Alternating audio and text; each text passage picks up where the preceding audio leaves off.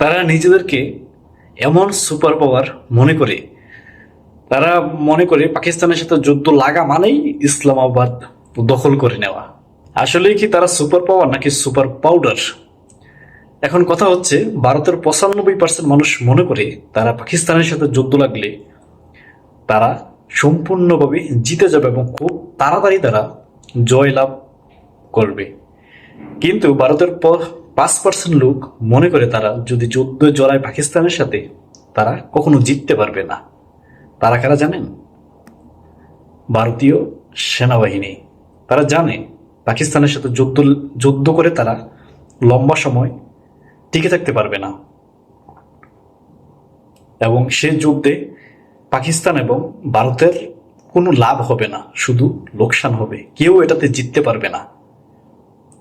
ভারতীয় সেনাবাহিনী এটা ভালো করেই জানে, এবং সে কারণেই ভারতীয় সেনাবাহিনীরা পাকিস্তানের সাথে যুদ্ধে জড়াতে চাচ্ছে না। কিন্তু ভারতীয় সেনাবাহিনীকে পাকিস্তানের সাথে যুদ্ধে জড়ানোর জন্য বিজেপি সরকার জবরদস্তি করেই ভারতের সাথে যুদ্ধটা লাগিয়ে দিয়েছে এবং যুদ্ধ করাচ্ছে।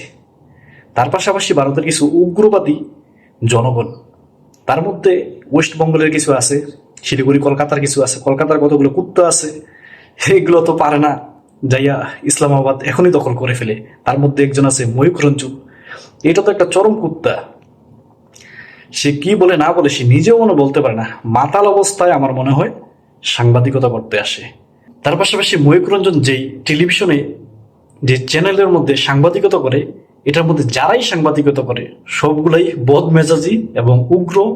শুধু উগ্র না, খুবই ভয়ঙ্কর ভাবে উগ্র আর সাম্প্রদায়িক। ইতিমধ্যেই পাকিস্তান ভারতের পাঁচটা কিন্তু খেয়ে দিয়েছে।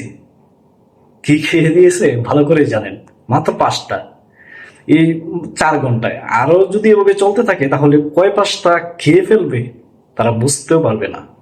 আমার মনে হয় না মোদী সরকার এই যুদ্ধটা বেশি সময় নিবে।